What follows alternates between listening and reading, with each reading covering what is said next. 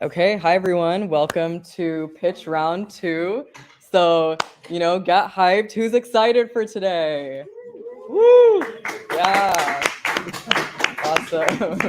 So, we have our exciting lineup hour of teams. So, let me share my screen and we can go ahead and jump into it. Okay. Perfect. So today we have our wonderful pitches round 2. Are you able to see this online, judges, just to confirm? Yes, sir. Okay, perfect. Awesome. So just to introduce the judges, please give a warm welcome to Kyle Gordon, who is the co-founder and creative business strategy and curator at Doing Good. So give him a round of applause. And then we'd also like to graciously introduce Chris Tabb, who is the Director of Growth at OneOf and a pioneer in a lot of things in the crypto space. So again, give a round of applause for him. Awesome. Okay, so just for a recap of our structure for the pitches today, we have a maximum of 4 minutes, and we're gonna have the iPad right over there, so you'll be able to see the timeline for your pitch. Again, for all of you guys, please open and fill the peer-to-peer feedback form. So as for the teams who have presented so far, I worked on creating some amazing visualizations for all of you to see how you did using all the metrics that all of you guys filled out. So you have both qualitative and quantitative analysis of how you did on the pitch. So we'd like to, it's okay, actually that's per team.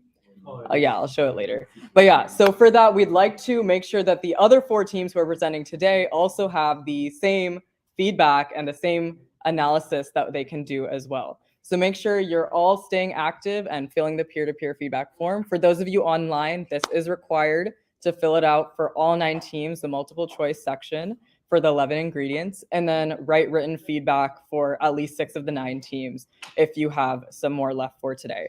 So without further ado, we have our order, which is Insider, then Reward Coin, Apollo, and then finally Clutchy. So with that, we'll get started with Insider. Give them a round of applause. Woo.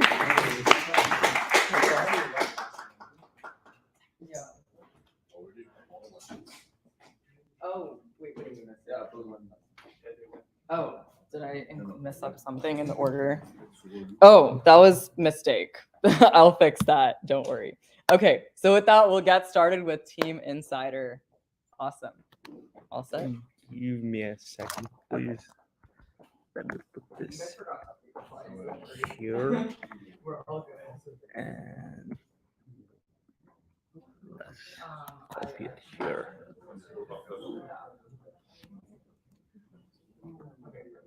Nice. Where's our first page? Oh, it's on the next slide. I don't think so. This is second. Is it not? Yeah, You guys face it. yeah, we put it there. It's okay. You can make the introduction on this. You guys wait. I guess no. I want to. Yeah. Wait. Yeah. That's a save. Refresh it. Yeah. Just you can like understand it. Yeah. Just how about you look at it really quick? Yeah. And if there's something to fix, please do so.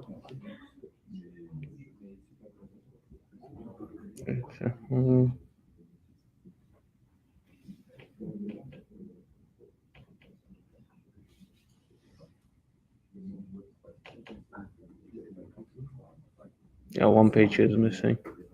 Okay, if you want. All right, it's over there. Wait. Oh, did it just get moved down? Yeah. Great. That's good. Okay, perfect. Great. Okay. Just double check. Yeah, I think so. Yep. All right. All right. So, over time. Hello, everyone. Welcome here today. Before starting this, let me ask you one question. How many of you have ever played a game? Raise your hand, please. Played a game, yeah. Oh, all of you. Thank you. Earning some money by playing a game is called play-to-earn model. And today I'm going to show you a tool to help players track their investment earnings with just one click. There are almost 900K active players in this market already, which is almost a 17 billion market cap. And most of them are heavily relying on this model. By interviewing the users, players, and views, we have found two general questions, which is how much have I earned and how long can I get my investment back? For individuals, they manually create Excel sheets for each wallet, and they are not able to track all the data at one time. It's very time consuming, and same is it's very easy for them to make an error. We are making this tool to help the investors track their earnings from multiple wallets with on-chain data. It's more accurate, reliable, and user-friendly. Let me show you how. You can input your address over here and calculate. You can get your ROI and days over there. We're still working on that. You will see more information in the future. For now, we are targeting at all the players in the market. Axie Infinity is just our first station. We are collaborating with community managers, guilds, and game foundations for product exposure. We are providing no connection to personal wallet and free subscriptions for the customer attractions. We have earned some customer attractions already.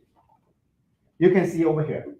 And at the same time, we're still working with the Axie Infinity community to post more information in their Discord, which has almost 300,000 users over there. To earn more revenues in the future, we will provide the subscriptions for premium functions. And that is for the guilds, which is B2B business. For individuals, we will continue with the free subscription model. In the market right now, most of the offerings are focusing on the single wallet, single game solution, which you can see on the left. We instead of the multiple wallet cross game function that we are providing right now. And that is easy to use, and to earn more, we can help the investor. That is one of the benefits that we can provide. Our product is focusing and will become an information search engine for GameFi. ROI calculator is just our first step. We will utilize the data to create a leaderboard, which can help the investors earn more by showing which NFT is better. And it will become a multi-game gateway in the future. We are a team of UC Berkeley students. We are focusing on GameFi. Thank you very much.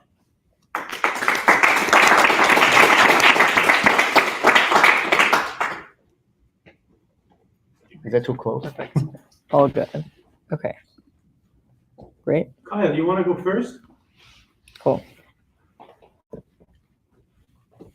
Did you say me? Yeah, please. You want to go first?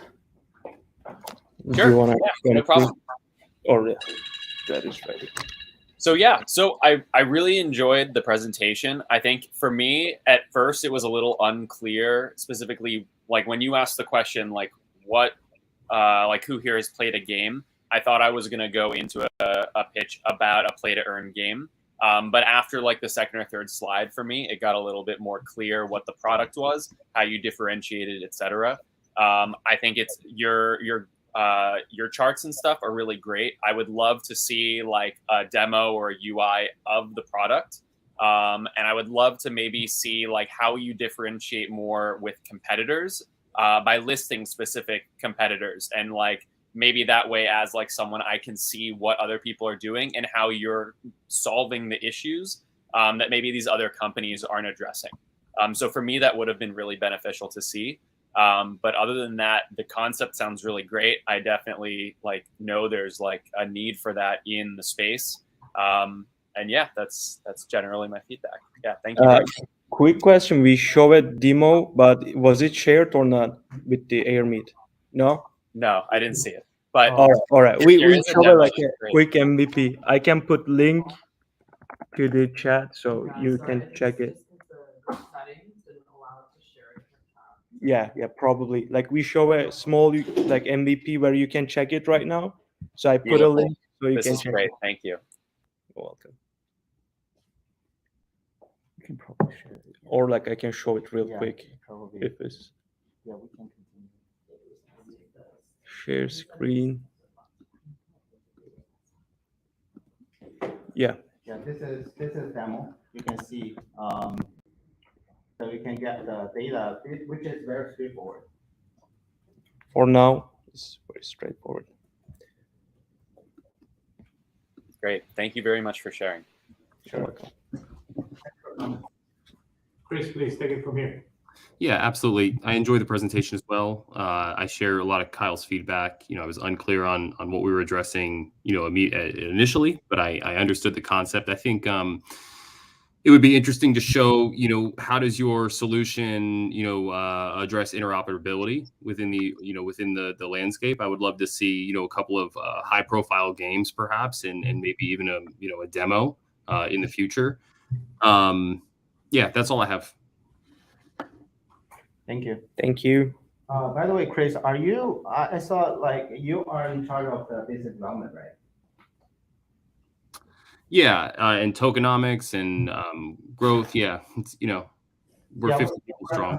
To talk with you about business development, we have like some idea for that, but maybe give some comments and guidance. Thank you. Oh, from the business development perspective. Yeah, that's right. Yeah, absolutely. So I think you're on the right track there, at least in like MVP mode, going to the Discord server. I think that's what I heard you say.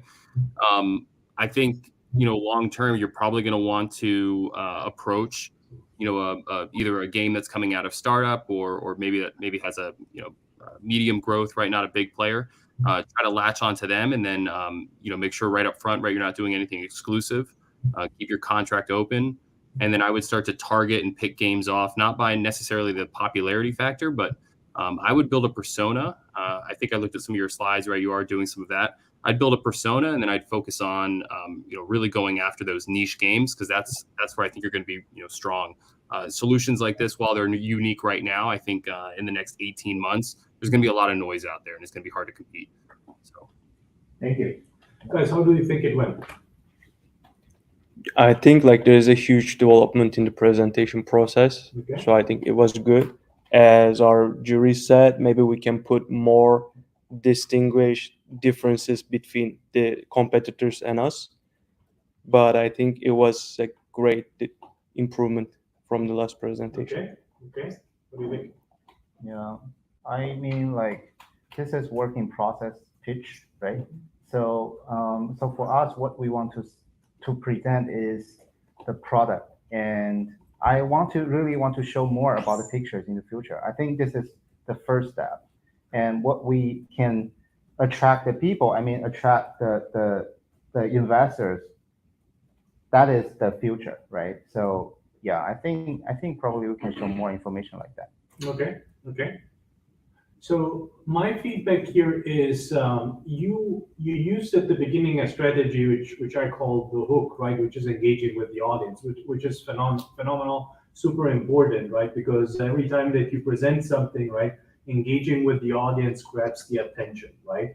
So that's what's the hook called, right? And in my storytelling, I say before you tell a story, have a hook, have something that shocks the audience, that grabs the attention, so that they are there, right? Once you have them, right, then you want to keep them, right? So and I would have wanted to see really, because it's a nice use case for you to go into a storytelling, right? So you had the hook, who plays, but then you didn't tell the story, right? So you could have said, hey, I want to share something about myself, right? This is an easy story to. That's the reason why you come up actually with the idea, right? I've been for the last 3 years playing on, right? And this is how I've been doing, and you show the sheet, right? So rather than basically you going from a from a methodical way of showing what you do, but more from a storytelling perspective, because this would engage even way more with the audience. So you have the hook, then you would tell the story. So storytelling was definitely something that would have helped you. Okay. When it gets to the solution, I like the way that you position it, like the value proposition, right? But it wasn't like when you have the value proposition gives you basically the access. It provides the first time the audience the meaning of what you do. Say, hey, and this is what we do. But then you would like to show also how it works. Like, what's the process like, right? So rather than you just saying the value proposition, right?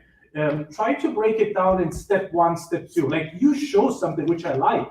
Don't get me wrong, right? But how do I get there?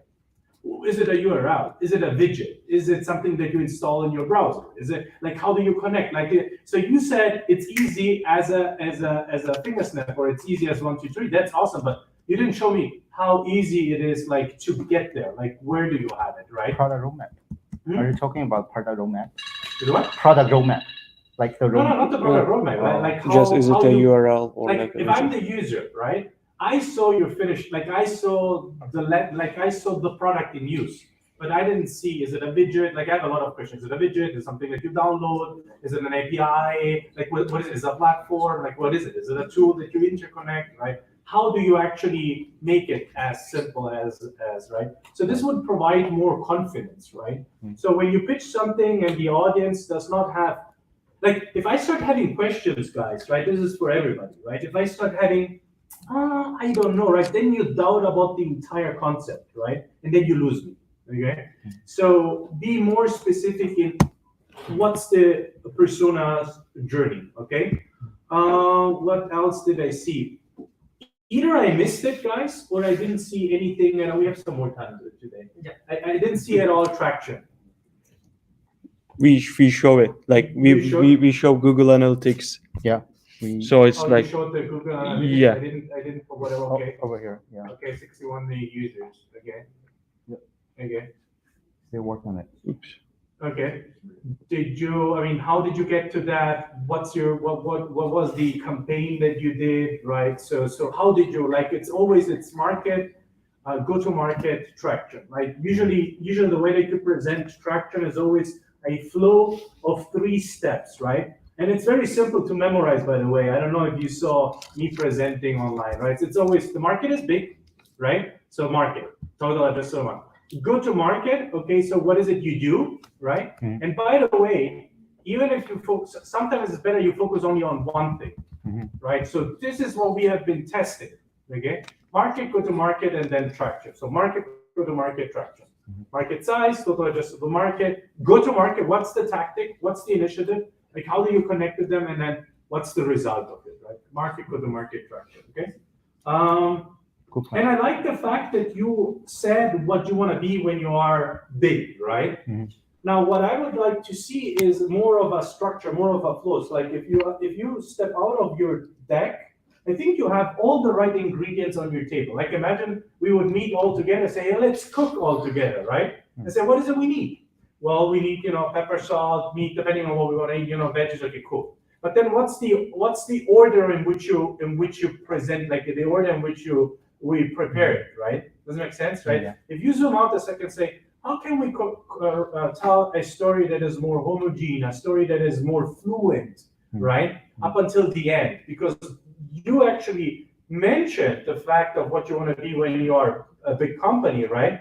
But you would like to leave that at the very end, right? So this is kind of the sweetener. Yeah, we start with a hook, and then you end with a sweetener, so that the audience says, like, what is it you want to achieve? You want to achieve that somebody stands up in the audience and say, I want to talk with these guys, right? So that's the reason why you want to use the hook to grab the attention, right? And the sweetener at the end, and people say, this was actually pretty intriguing, right? I haven't thought of this. I want to talk with you guys. Does that make sense? Yeah, makes sense. Thank you.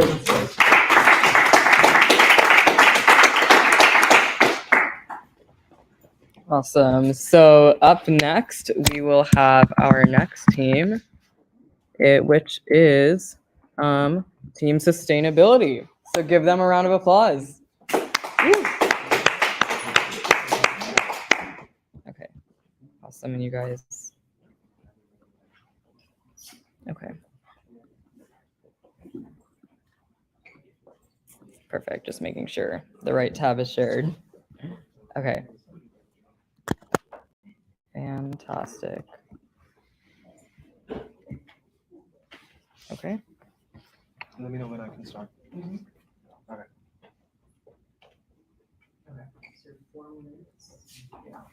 Welcome to Teams Traceability, and here we just have one question for you all. Do you really want your donations to make a difference in the world? Well, if the answer to that question is yes, you're not unlike Claire, who we present in the next slide.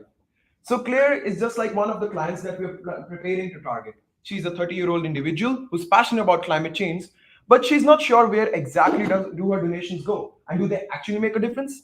Next slide. And as it turns out, more than 154 people that we talked to resonate with the same problem as well. 60% of them want to donate to associations. 80% of them say that they would actually like to track where the money goes.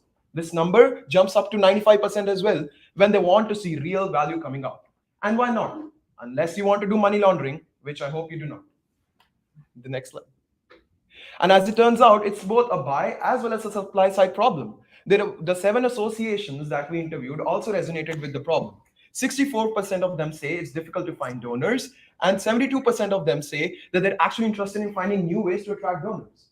So indeed, the problem exists on both ends. And this could be because of lack of traceability, lack of sustainability, as well as middlemen cutting out profits. And who wants to see donations actually make a difference in the world? Next slide. Well, it turns out that was a question that we did in A/B testing, and more than 17 out of our 24 people that we tested actually said that they want to see a problem addressed by solving for sustainability and traceability. Next slide.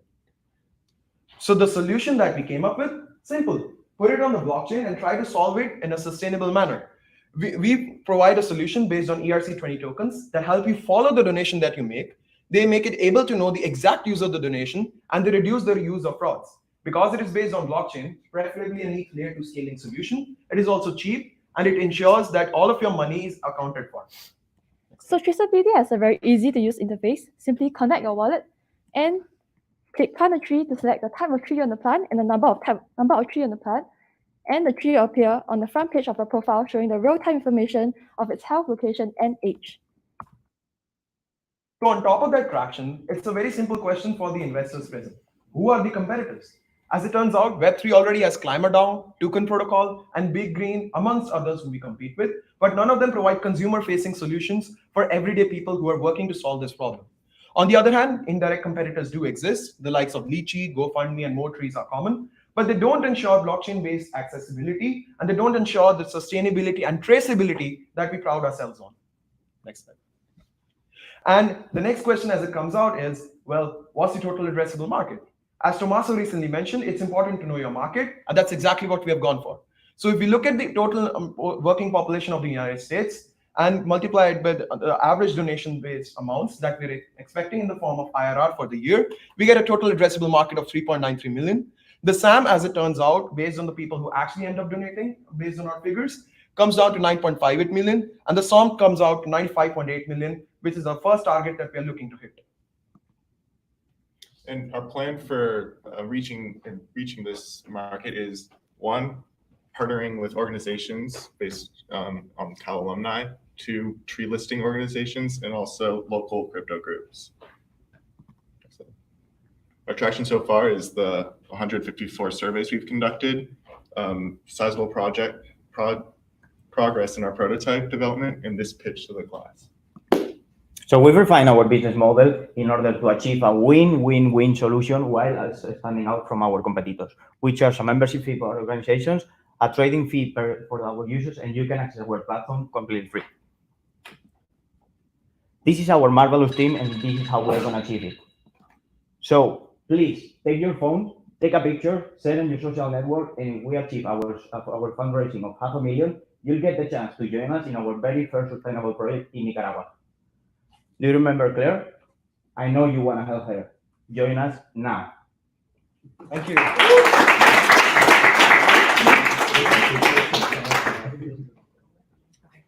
Awesome. Fantastic. Congrats. Okay, cool. Chris, you want to go first? Yeah, absolutely. And I love charity tokens right now. I love the idea of building consensus protocols around charities. There's a lot of exciting things there. So So just a couple of my pieces of feedback here. You mentioned end use tracking of the donation. I think there's more of a story there that you could really flesh out. I think that's a differentiator that you could really blow up. I mean, especially that is a pain point that you rely heavily on throughout the presentation. So I would look for ways to sort of build that hook a little bit more. Maybe show examples or exactly how on the blockchain you're going to assign that. How deep do you go in that data set, right? Are we just saying we planted a tree, or are we saying like the tree is in the coordinates of where it was planted, right? I love the persona work that you did. I thought that was very helpful to understand who you're targeting up front. I love to see that type of audience specification. The other thing I noticed was you put out some pretty big TAM/SAM numbers there, but then the marketing plan doesn't seem to align, with sort of going at that scale. So I would maybe think in terms of tiering it out. This is what I'm going to go after at this level, and maybe kind of stage how you're going to start to reach some of those lofty numbers. And then finally, I think it'd be helpful to see on the breakdown slide how exactly you're going to use that 500K to get started. Is it marketing? Is it people? Is it engineering? Even if it's at a high level, category grouping like that. But great job. It was great. Chris, Kyle, please. Yeah, absolutely. So really awesome stuff. Obviously love what you guys are doing. Love the accountability and traceability of what you guys are building. And like how your theory on like how this sort of transparency can be a lot more beneficial to people who are making donations. Things I would be aware of in that space particularly is a lot of social causes and organizations that you're going to be working with are using extremely outdated infrastructure and systems. So bringing in blockchain to the fold is going to require immense amounts of education, and a lot of organizations just aren't willing to even dabble in that space. You also have to be a little bit mindful of like different laws in different like jurisdictions based on like how a cause is registered and how that transparency translates to the entity that's registered. Also, one of the things I would be maybe be mindful of is when you're talking about transparency for an organization, if you are going to have someone from the organization representing the traceability and handling your sort of liaison between you and the organization, if you run into some issues potentially with like how that is translated to an entire organization versus your single point of contact for that organization. I think more so if you are working with an organization for something specific, like the tree planting, it's probably a lot more easy to trace that as opposed to like an organization that is like distributing funds globally to like different regions for like food or clean water, etc. So you might have to be a little bit flexible based on the organization you're working with. Those would just be two things I would be mindful of as you do grow and develop. I thought everything else was really straightforward, and I loved the references you used and the to-market strategy and stuff.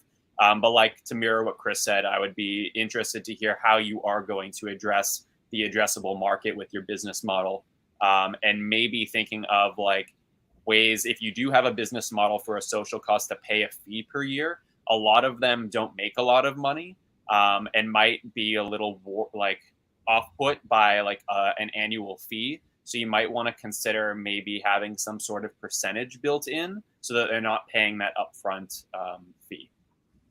That's all I got for now. I can provide a lot more feedback maybe in the forum. Yeah, please do. Thank you so much, Carl. Thank you so much, Chris. So guys, how do you think it went? I think the pitch itself, it was central, like a bit longer than expected. Okay, so time. What else? I think like a good something that we draw from the feedback is that we're probably struggling with product market fit. But I think like a lot of it actually stems from the fact that we have not actually deployed the product, and like we haven't actually seen. Like it's one thing getting traction in terms of surveys, and probably like Kyle and Chris said, right? Probably finding a good strategy. So probably having a product market fit would make the pitch better. Okay. Any other thoughts? So here my quick feedback. First of all, I really enjoyed the harmony between you as a team. Really enjoyed it. I think stage presence is phenomenal, important, and you guys really rehearsed it, and I can see that. So congratulations to you.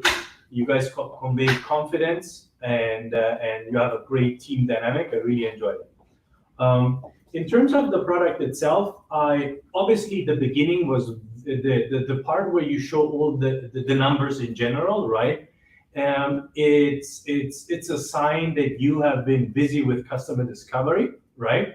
And it's great. I mean, it's given the fact that we are a class project, right? And you guys spoke with several, so it gives confidence, right? So always when you show numbers, by the way, did you notice it? They had three, 4 slides of numbers, right? It's almost, oh wow, they spoke with that, so it provides really, it goes from, is it a hypothesis, is it a theory, to, okay, they did their job, right? But then on the other side, one thing is having customer discovery data, right? And no traction data, right? So customer discovery, small groups, right? Assessment, great, amazing, right? But then what did you do in order to bring your product to market, or your prototype to market, right? Your MVP to market. And the reason for that is because, as here Chris and Kyle, my peers, are saying, right? If many startups fail actually because of that, because they lack traction, right? And it shows that the entrepreneur, the team, has spent enough time to assess multiple channels, copies, A/B testing of copies on how you go to market, right? Refine things, and that's a huge skill set to have. It's a fundamental skill set to have. Maybe I might say within the most important within the startups landscape, because you always pivot, adjust, and then bring it back to market, right? So that's something that definitely I would love to see more. Okay, and remember, at the finale here, everybody has great ideas, right? As long as you have ideas, and the closer the ideas to the hypothesis, the bigger the competition. When you're in Silicon Valley, everybody has an idea, right? The closer you get, the more you get towards traction, the less the competitor, right? So you can have a scrappy MVP and prototype, but you have a lot of signups, right? If you have page visits, if you have Discord communities, if you have letter of intent signed, right? It shows that you were basically going above and beyond and validating your hypothesis a lot. And the one thing that I also echo here from my peers is every business must make money. Every business, okay? And to me, you either went through the monetization way too fast, or you didn't address it, enough. You didn't stress it enough, right? So again, a startup is ultimately solving a problem. Problem solving means you develop a technology for a specific target audience. In exchange, what is it they do? Make money. They pay for it, right? So how do they pay for it, right? So you discover the problem, you do it better, faster, cheaper compared to the status quo, and they pay for it, right? So that's basically the ultimate cycle of the innovation, right? So is it innovative or is it innovation? Innovative is just an idea without traction. Innovation is when somebody really wants to pay for your solution, and it should be really emphasized, right? Other than that, I'm proud of you guys.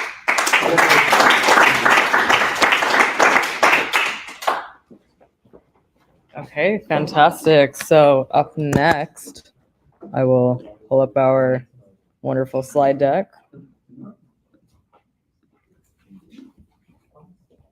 Okay, great. So up next, we have our team Reward Swap. So give them a round of applause.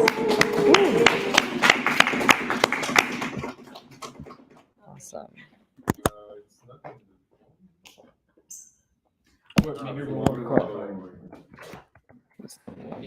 Wait, switch. Always. Important switch. Okay, great. Yeah. What we call it. All set? All set? All good? Hold on, I'm just gonna take a picture. Yeah. All right. Hi, we are Reward Swap, a decentralized blockchain platform for you to earn, store, and swap rewards. And we're on a mission to upend a dinosaur, the couponing industry. So I live right above a CVS. That's me. And I see people come into the CVS and walk out every day with fossils. And I have a fossil right here. I think you're all familiar with it. It's a CVS receipt, and it has a whole host of coupons on here. $3 off for pain reliever, $5 off for Hallmark cards, maybe $2 off for deodorant. I could probably use that. But other than that, these are all expired, and they're a waste. So they're better off as a scarf or as a leash. And my inbox looks pretty similar. It's a digital CVS receipt with a whole host of unopened rewards from brands that I will never touch. So with that problem, we looked. Oh, this is my inbox, right? It's all sorts of crappy rewards that I'm probably expired by now. And so we went to the market and we said, is anybody else experiencing this problem?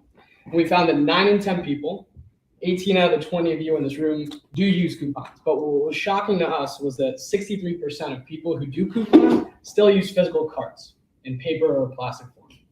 And that might be why the market in the last 10 years, $470 billion have been issued, but only less than 1% have actually been redeemed. So a ton of dead weight value here that we think we can unlock.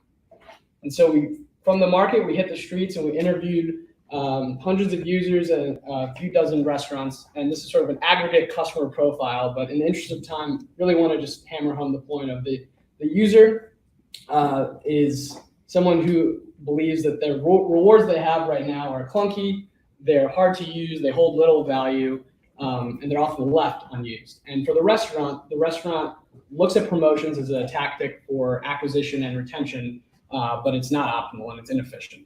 So with that, we believe we have a solution. I'm going to kick it to Pauline to walk you through kind of a simple mechanical before we dive into a prototype. Hello, guys. So I'm going to quickly explain to you what's a reward swap mechanism. So basically, we created a payment system that allows you to make a purchase and to get rewarded up to $1 spent for 1 token earned. As we use the Web3, we use the blockchain technology, and we provide ownership of the rewards. Customers are going to be able to swap and trade the rewards to each other. As we track purchases, we have the ability to gather data and resell the data to the restaurants. That's definitely part of our business model. As we collect and translate market data for restaurants, we fix the price to $1,000 a year. When the reward is redeemed, we take a transaction fees of 25%. Here's our competitor analysis. As we provide ownership of the data, we have a real value by providing an ability of swiping the rewards and a data providing. Right now, the bigger player is a physical card, but definitely not a gatekeeper. Here is our prototype. So here's a quick mock-up that we showed to the people we interviewed to show them that they have the ability to earn, collect, and trade their rewards. Here's our go-to-market strategy.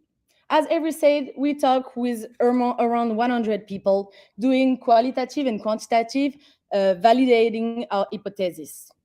3 restaurants are already ready to be on board. We decided, as we know that the student community is really strong, to start by Berkeley and extend later on to the Bay Area. And today, that's what we're asking for. We're asking for $125K for selling and marketing expenses and technical needs. If you don't have this money, it's okay. We're always looking for some support and answer to the right people. Here's our team. Avery, Stan, Dylan, and Shreya that cannot attend, Avery, and myself. We thank you and are excited to hear your feedbacks.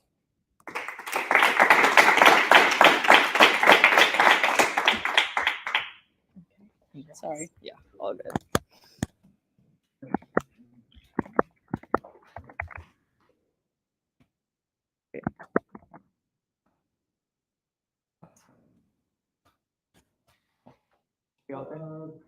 I forgot who was first. The most recent guys. Yeah, it's Kyle. Yeah, I can go. Yeah, go.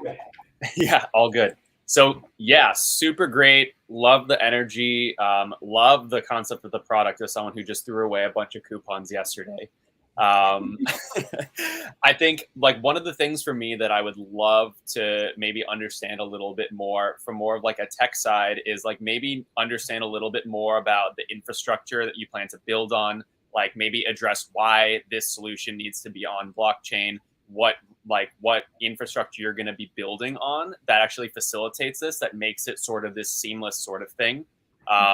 Just because blockchain stuff can take a little bit of time when you're sending transactions, depending on the chain, etc. There's gas fees and all that. I would love to maybe understand why none of that exists with what you're building, or maybe how you're going to be solving some of those things. I love the pace of everything. I like the way you guys played off one another. At the close of it, when you had like you presented all of your slide with like who's involved in the project, I would have loved, I feel like everything was really strong, and then you kind of closed on the team. I would have loved to have heard like a closing remark that really tied off everything, as opposed to just saying like, here's the team and like, thank you so much for your time. I obviously know we're like, there's like time constraints, but I would have loved to have like circled back to all the awesomeness and like closed on like that energy that you brought like kind of at the beginning too. So yeah, I hope that helps. I'll add more to the feedback form. Definitely. Thank you, Kyle. Yeah, I mean, I thought that the presentation was tight from start to finish. I think you did a really good job at opening up the story. I'm a huge fan of images that just sit on a page early on in a presentation. I'm not so much of a fan, right, of like a bunch of numbers right off the bat. I've got to kind of fall in love with you. So I love like the funny image and, you know, kind of how you walk that all through. And then I also like, you know, maybe 40 seconds in, right, you kind of had a little bit of humor, and that's a good like icebreaker, right? It made me feel like we're connecting. I was a big fan also of the quality of the creative. You obviously put a lot of time into that. It was well done. I mean, imagine one of you has a design background, because it definitely came through. Okay, yep. A little bit. We're trying. Let's see here. I really liked how you had the persona and then you connected it right to the problem. It was a good use of space on the slide as well. Like it just clicks. Now, I was a little unclear on what I really think like is your selling point here, right? Like the blockchain stuff, cool, like coupons, cool, but like what really was interesting in what you said there was the swap trade mechanism.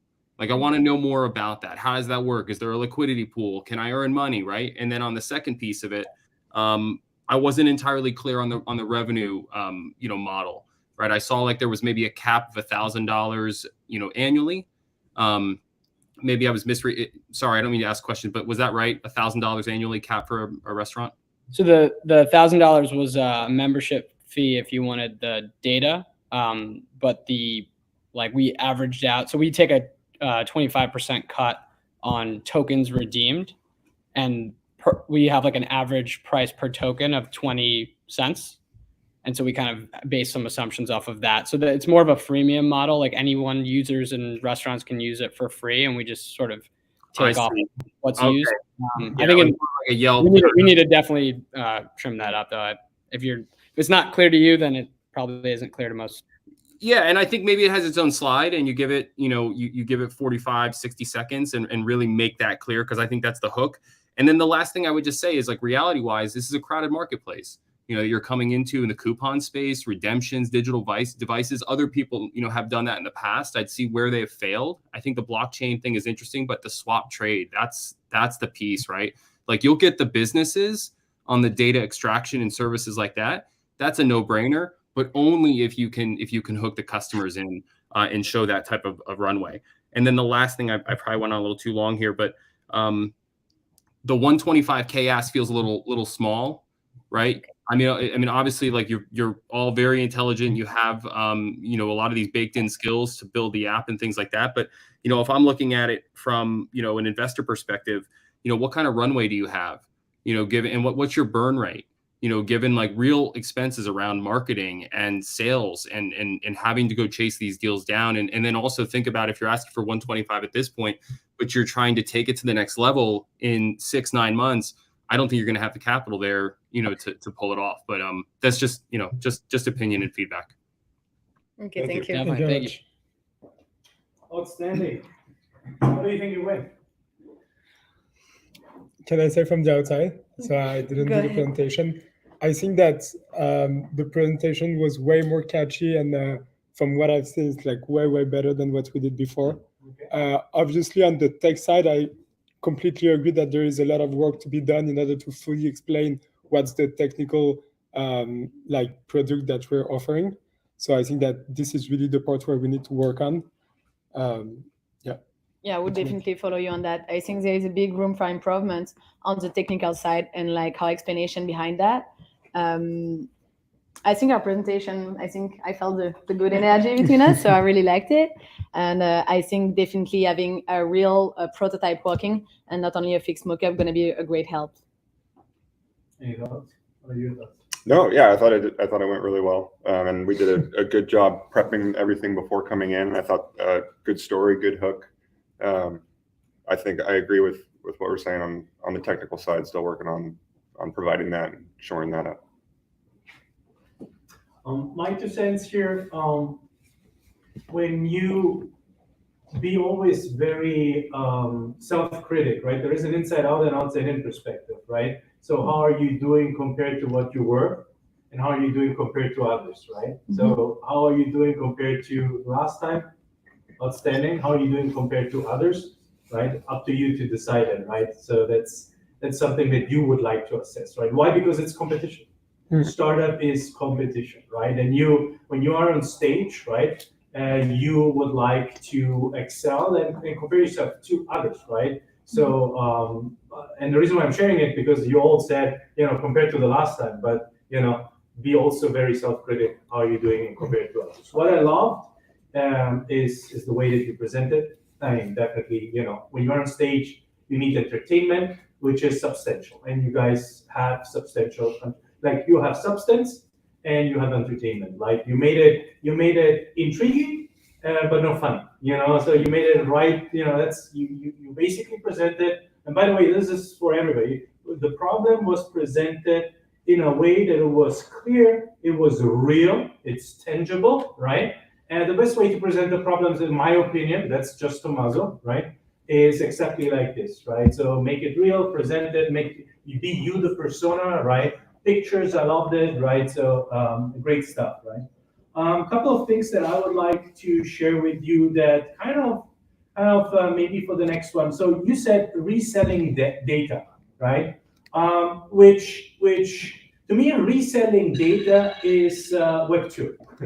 Right? That's how Google and Facebook basically make their money, right? Web 3 to me is co-creation, is collaboration, is community, right? It's building on top of an infrastructure that exists, ownership, right? But selling data, it's kind to me of, I don't know if this is the right way to present it, right? Mm-hmm. Because then we could go into how do you sell data, GDPR, why do you sell data? So is it timely? Like, is the value proposition that you're presenting something that is ideated for the Web3 / the blockchain solution, right?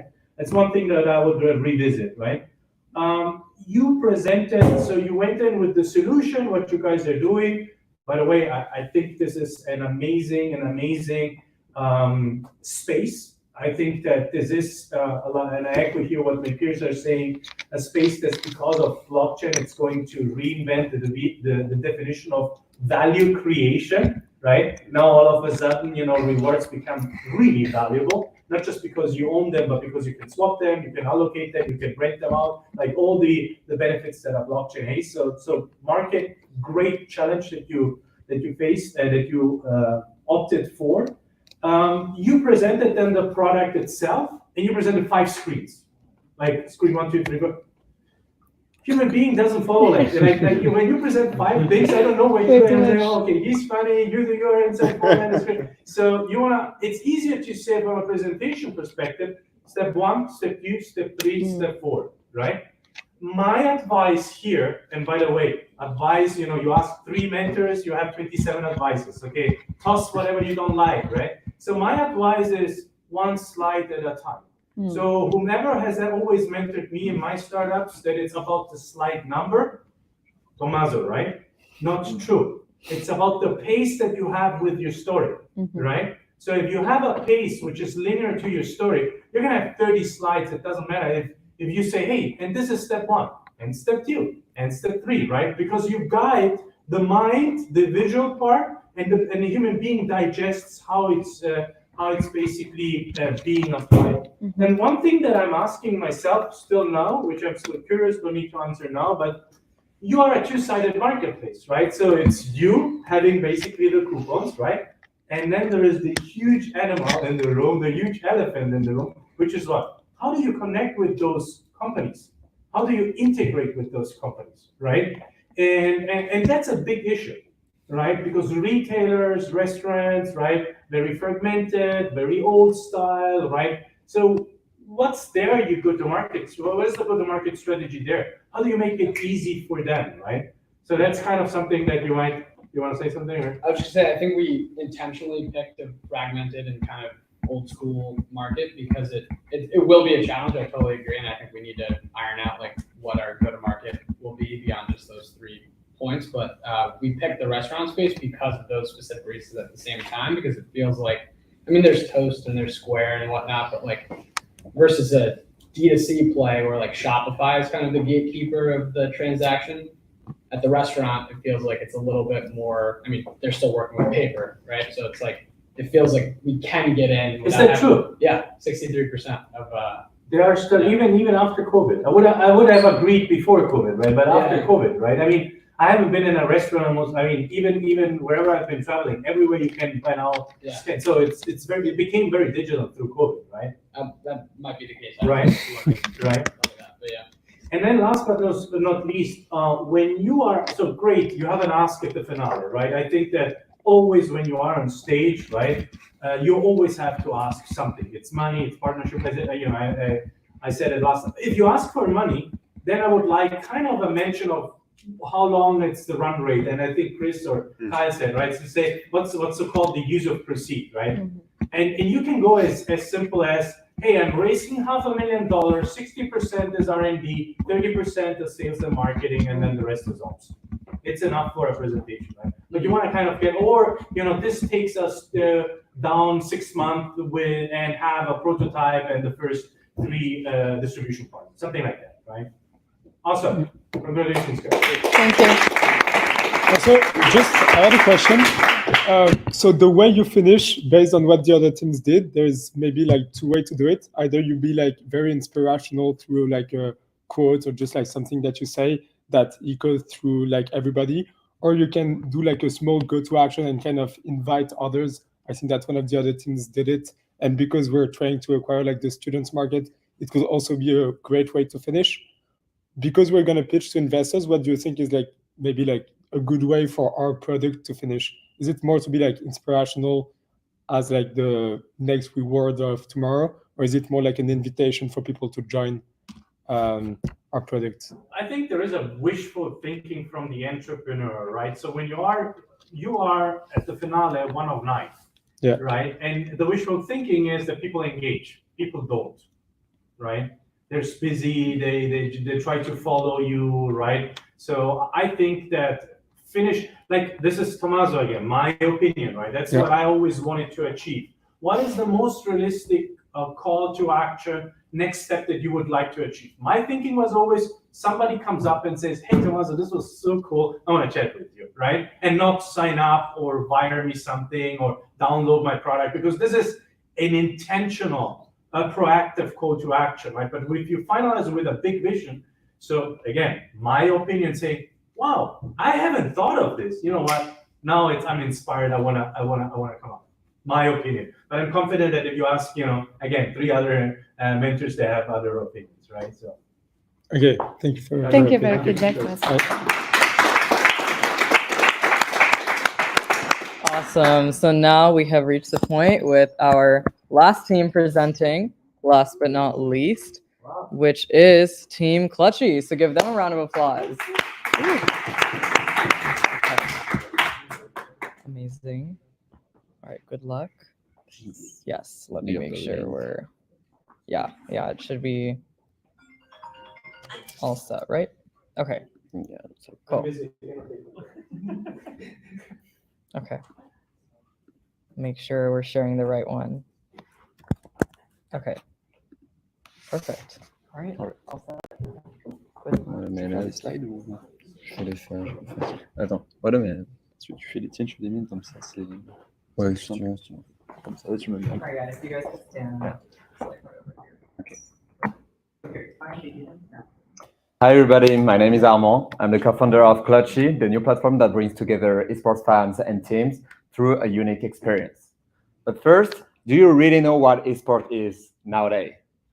I remember my 10 years old me watching video games video on a pretty young platform called YouTube at this time. And even in my wildest dream, I would have not imagined that esports would become one of the biggest sports markets in the world. But here we are 13 years later, where esports is now breathtaking tournaments that take place into stadiums as well as online and gathering millions of people. That's a lot.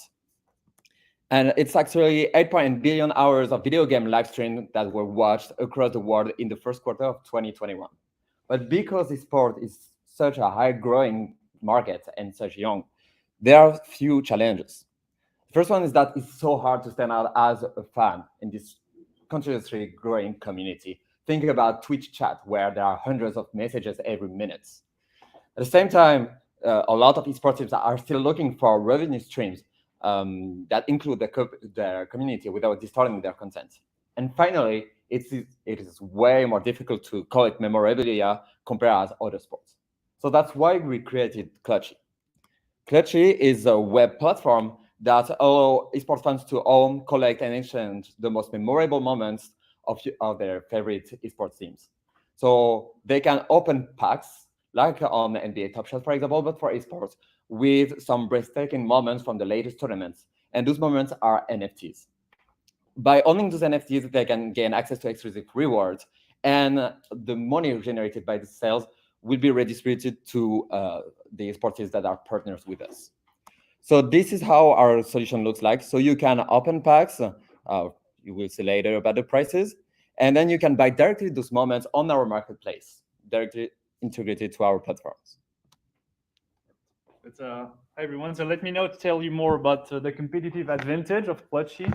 So it's a really, in terms of competitors, it's really like the beginning of it with esports. We want to mainly focus on utilities, and as Armand was saying, also on the money redistributions to esports team.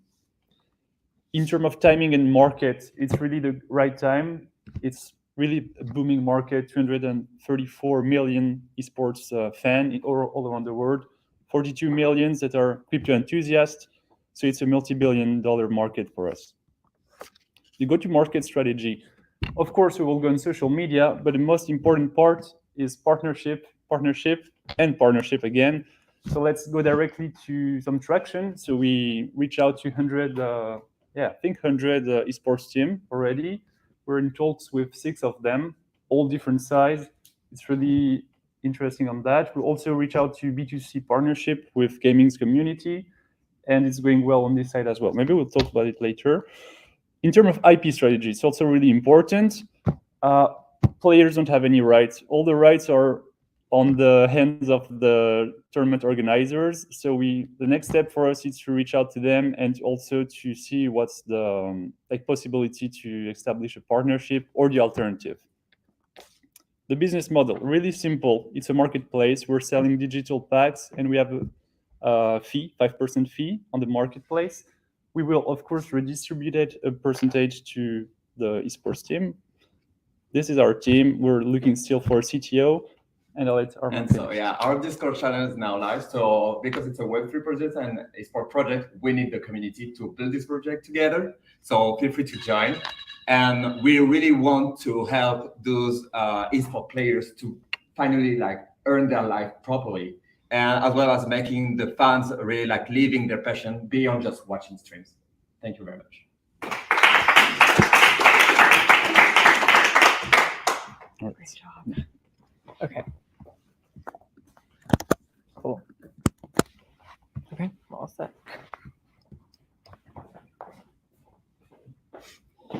Chris, right? Chris, you want to go first? Absolutely, absolutely. And then I just had one more thought here. Cool. That's cool. I mean, excellent job, excellent deck. Are you taking money now? I mean, a very good concept. I liked it a lot. I mean, I can see it, right? So I'm going to be extra nitpicky on this one, just because I think y'all are you've got it together enough where we can now start to maybe pick in between the lines here a little bit. First thing, you put up a big number there, 8.8 billion hours. Relevant to what? Is it, COVID, pandemic times? Is that an increase? How are we tracking into 2022? Not a big thing, but showing comparison numbers is always good. You kind of sort of just moved over like your redistribution strategy. How are you, what does that mean? Are you moving money back into people's wallets? Is there sort of a pay to earn or play to earn component to this? You mentioned, or you called out no IP rights for players, but I think you could do a better job at explaining, what exactly that means. Is that a bad thing? Like why, what does that mean? 5% redistribution, especially with your early community fans, are there going to be tiers or ranks, ways for people to incentivize them to join now so they could potentially earn, more as being an investor down the road? And then, you put up on the B2C, B2B, partnerships. This is the world that I live in. We do deals with Sports Illustrated and FIFA and things like that. And I know how much these IP deals cost. Like it's an insane amount of money, even for a trashy team. So I'm interested to know more about like that funding source, because that's a lot of money. And then I would love to see, and this is not now, this is next stage of evolution in the deck. I'd love to see some animation around opening a pack, right? Sure. Some surprise and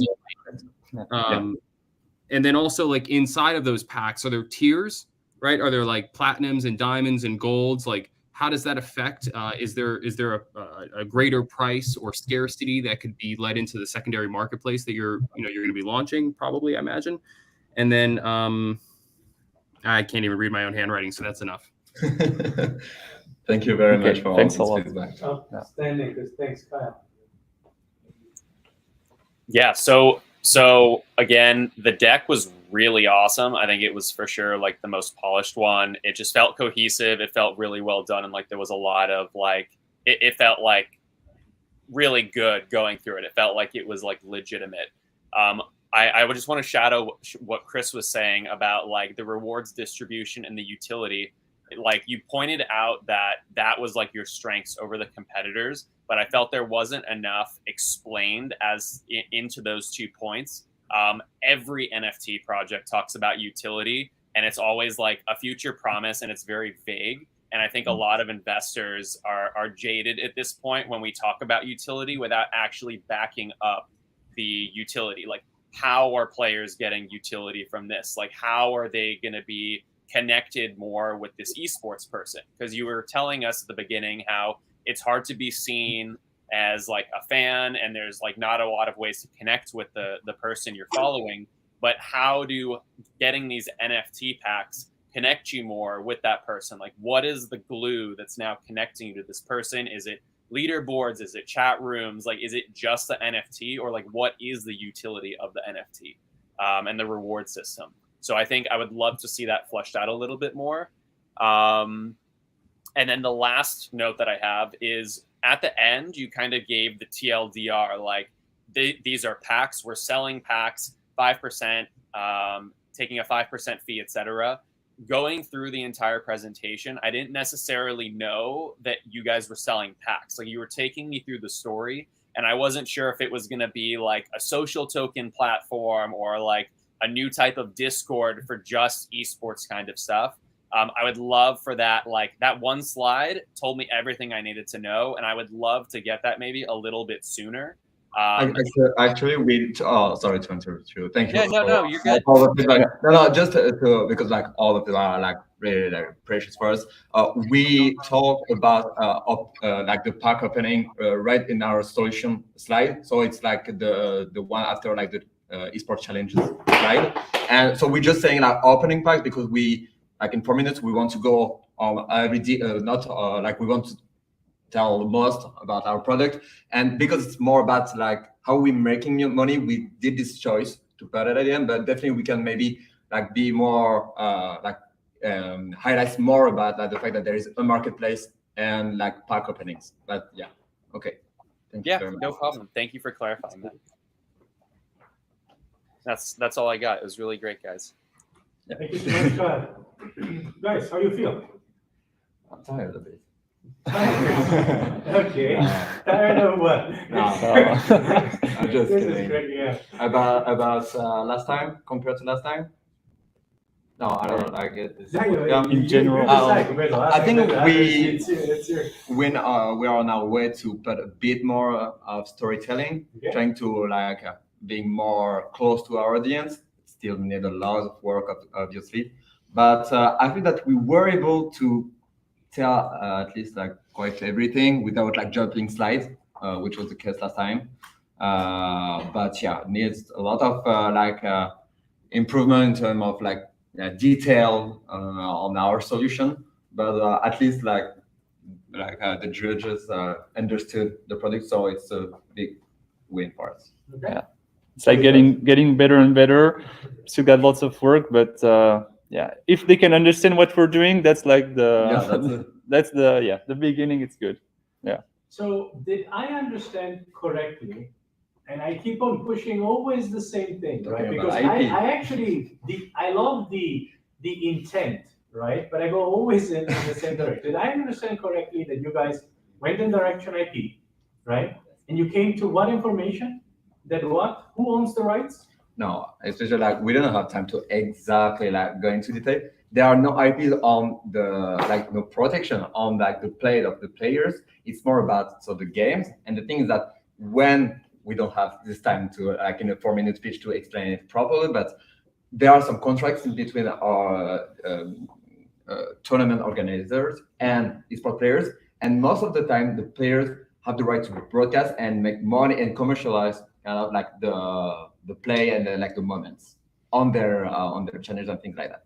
But we learned that game publisher have like a lot of control about this image, about the image of their games. That's why we started talking with game organizer and esports team that were talking about this topic already, saying that there is maybe like a we call it like a gray kind of zone, like something that we can use like where like the law is not as like enacted and like let's say 100% understandable like for everybody. So we can maybe use a bit like this kind of blur to do our product, but we need more calls with game publishers and tournament organizers.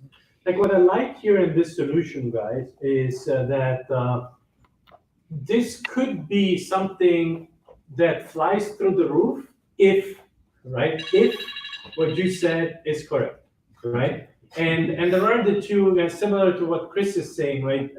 The rights system, right, and a proper IP rights, right, is a beast right now, right? And if you look at Dapper, that did a couple of multi-billion-dollar, how much they raised, right? So it is it's basically really a huge opportunity, and so everybody is right now reassessing what it exactly means, right? And you have either marketing rights, okay, so that you can promote, okay, but then when it comes to financial rights, things might be changing, right? So, and if your platform taps into a gap which is still not assessed, and you can monetize that, then your company could really become something like within a short period of time become something big. But on the other hand, if it's not right what you're saying, like there are certain things, right, you have to do first, right? Like there are certain things that are fundamental because it breaks your system completely.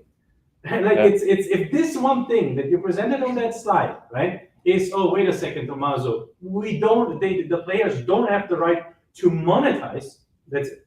Yeah. Like then or you have to raise a lot more money, right? But raising money is always based on evidence and on traction. Like it's a chicken egg question. Why should you get $100 million to pay a couple of clubs or a couple of event providers, right? Which this is the amount of money, right? And I actually, Does it make sense? yeah, sure. Like you're totally right. It's one of the biggest weakness or like threat on our business model. Biggest threats. And good thing that we are aware of it. But actually, we were thinking also about like when like the first esports tournaments came up and like the huge success it had.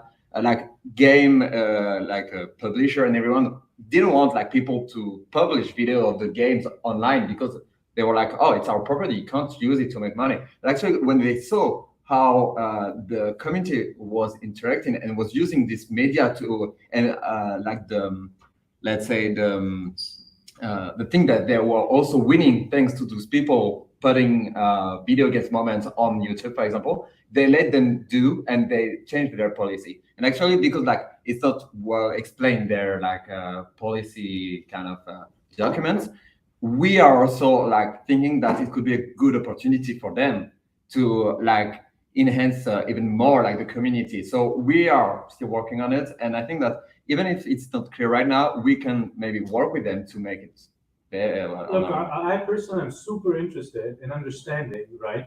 And get some feedback. Like I would suggest you pause everything what you're doing, like the entire team, and get the 5 of you, 3 of you, 4 of you, right, on the phone, on LinkedIn, email, and reach out to a couple of them, right, and get this, say, hey, we reach out to 10, we had a conversion rate of 30%, right, and they answered ABC, right? That is fundamental, right, because you can be onto something that could be really unique, right?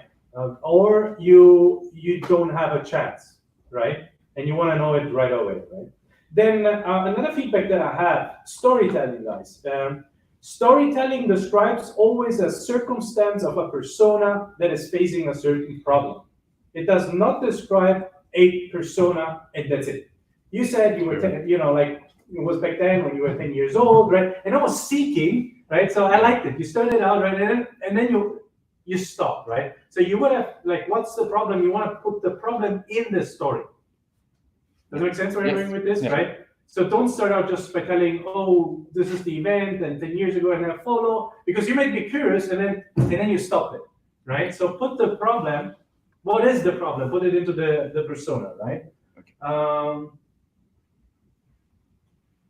Oh, another thing that I was meant to share with actually a lot of you, but I forgot. But this time I wrote it down. My brain is not on a blockchain, so I can't recall things, guys. What is the importance of the team? The team. Team. Of the team? Team, yeah. At the team. When you face challenges, the team is on your back. Yeah, and why do you mention the team? What do you want to express when you say the team? Do you want to say, I have 5 people next to me and they work with me? We are the right people to... Exactly. Yeah. Why you, right? Like you need to, and there are some pitches, okay? Especially when you are, let's say, a serial entrepreneur, where you actually start out with the team first, right? You say, hey, founder here, he did Twitter, and he did, and we did, right? So you start out with that, and then it's actually, it doesn't matter what you tell afterwards. You start out with, that's the hook, what I told at the beginning, right? If you have a team that still is in the first attempts, you want to convey why this is the team, not the fact that you have a team, but why this is the team, right? And ideally, it's tied to the problem. It's either you have, this person has been in the media rights and understands the industry, right? And this esports industry very well, or usually it's somebody who has a deep knowledge in engineering, right? I say, wow, this is, and did something that is similar, right? People would like to assess right away, why is this the winning team? Does it make sense, guys? This is kind of for most of because many of you said, and this is our team, kind of, hey, and we have 3, 4 that are into this, right? But why? Does that make sense? Cool. Thank you so much, guys. Thank you. Thanks.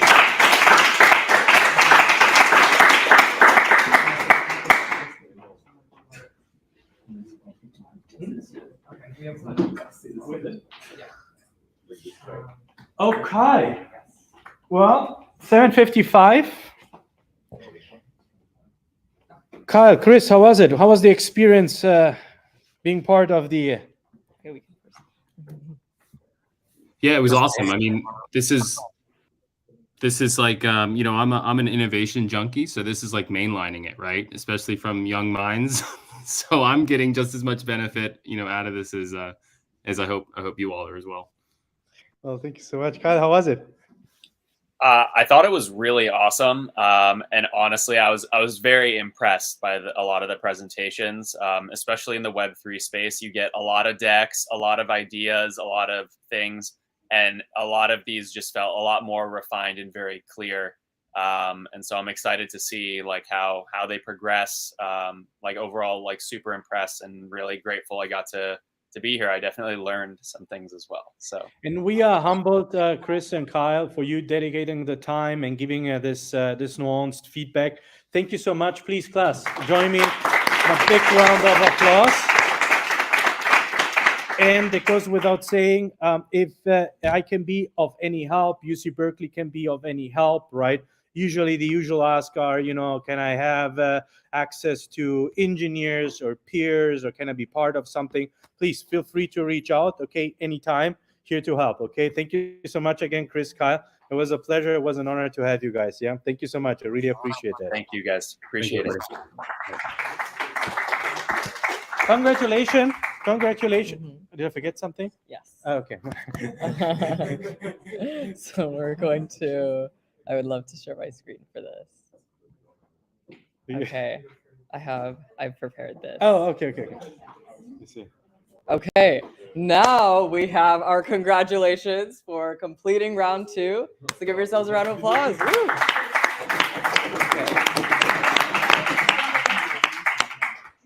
Okay, fantastic. So for some final details, for the final pitch, it is going to be on Thursday, April 28th, 2022 in the Sibley Auditorium. So it'll be on the big stage. And we are having pitches due April 27th at midnight. So the day before at midnight, and it cannot be changed, so that I have enough time to ensure everything is polished by 6:30 p.m. So it must be submitted by midnight. It needs to be in Google Slides format, and we don't want any external links. Everything should be embedded such that we can just be in full screen mode for the entire event. We're going to be having a clicker and mic on stage. And again, please rehearse for the final. And we're going to have semi-formal attire. It'll be, you know, a little bit more fancy, and we're going to have in-person judges. So it'll be a pretty nice event. And we also have a surprise that is going to be in the second half of the final pitch. So be excited for that. Yeah, question.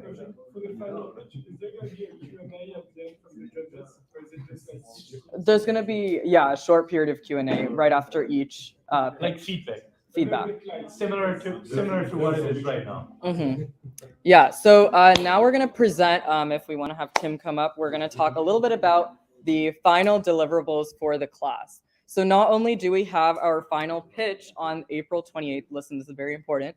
On the 26th, we're going to have the technical deliverable product demo. So for Tim to talk about that.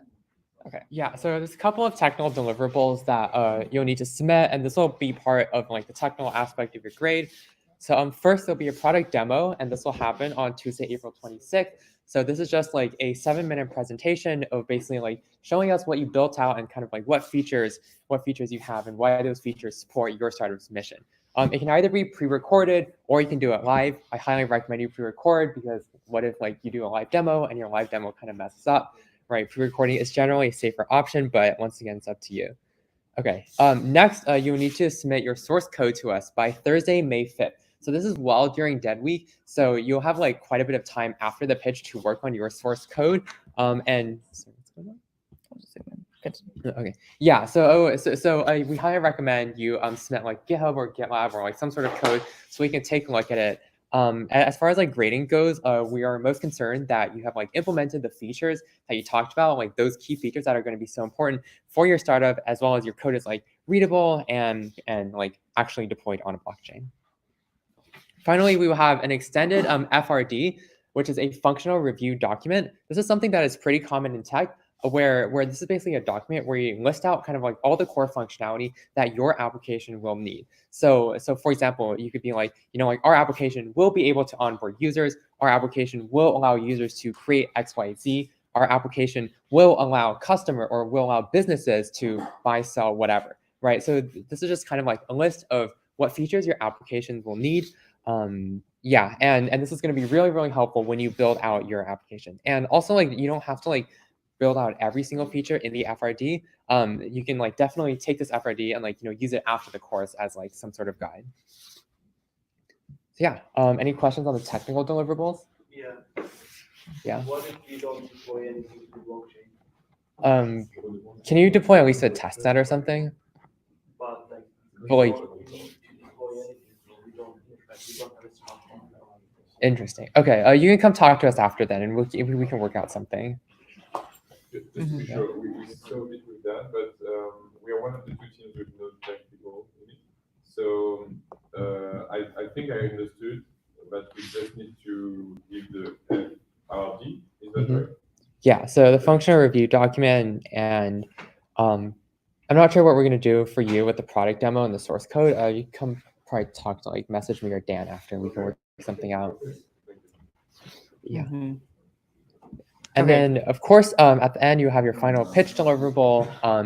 Yeah, just please submit your pitches by midnight on Wednesday, so we have enough time. I will update the doc. So that we have enough time to put your pitch in the Google form.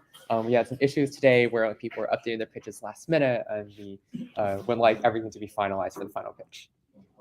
And once again, for some of the metrics that you all will be scored on, we don't want this to be very rigid, but these are, again, just guidelines set to judges and everyone will be using to determine the first place team. So once again, you can read all of these descriptions later. And we obviously, again, do not want this to be rigid. Use all of the learnings that you have taken from all these past pitches and apply them to the finale. We also have our final agenda posted here. So the agenda will be very structured and we want to stick exactly to our agenda. And finally, there will also be one final form, which is the Team Slackers and Rockstars form. So this form is essentially for your team to evaluate other team members if there was someone who was exceptional and stood out or someone who was lacking in some areas. We want to know that at the end of the semester, since that is 15% of the class. And so with that, we want to present our team and student of the week. So give me 1 second to cue that up. Awesome.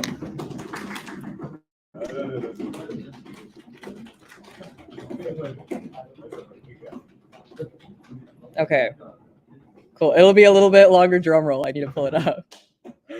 Just give me a moment. Messages.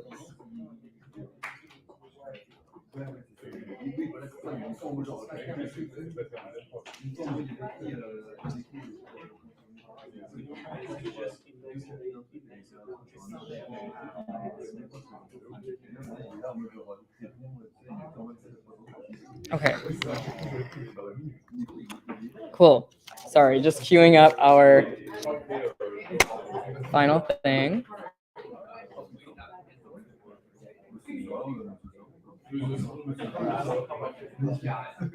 Okay, all right, everyone. So for our student of the week, give a drum roll, please.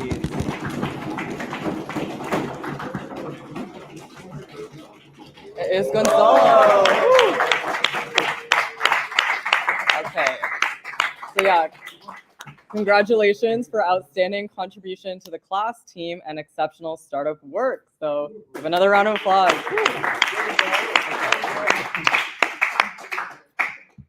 Okay, and now give a drum roll, please, for the team of the week. Healthcare. Woo!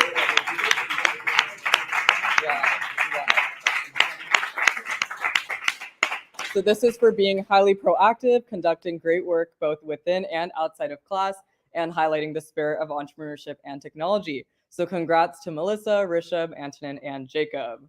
Woo! All right. So yeah, once again, congratulations on round 2 and see you next week.